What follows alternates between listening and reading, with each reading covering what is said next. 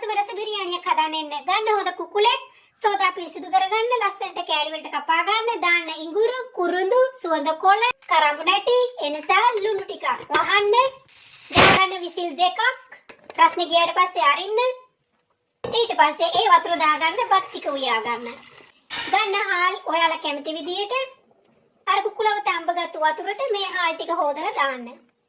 බත හොඳට තැම්පුණාට පස්සේ ගන්න ලියාගත් රට ලුණු, සුදු ලුණු, තක්කාලි, ඒ වගේම මුද්දරම් පාලම්, කාජු, ඒ වගේම අන්නාසි සිරප් එකක් තියාගන්න. ලිපේ භාජනයක් දාන්න, තෙල් ටිකක් දාන්න, අබ ටිකක්, ඊට පස්සේ දාන්න ලුණු ටික, ඊට පස්සේ මිරිස් කෑල්ල දෙකක්.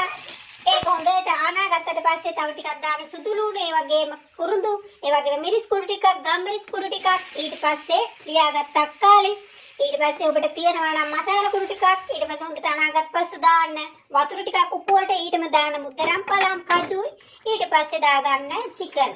හොඳට උපුවට ගත්තට පස්සේ ගන්න බත් භාජනේ, ඒ භාජනෙට බත් චුට්ටක් දාලා, ඊට පස්සේ තව ටිකක් මුද්දරම් පලම් කජු දාලා, ඒ මැදින් චිකන් කරිය දාලා ආයේ ඒ උඩින් බත් දාලා වහන්න.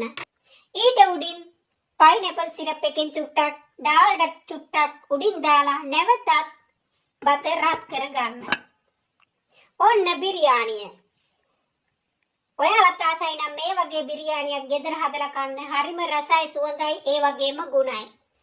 කැමති නම් මේ වීඩියෝ එකට ලයික් එකක්, කමෙන්ට් එකක් දීලා යන්න. ඒ වගේම මගේ YouTube channel එකත් අනිවාර්යෙන් subscribe කර support එකක් දෙන්න යාළුවනේ. මේ වීඩියෝ නරඹපු ඔයාලා හැමෝටම thank you.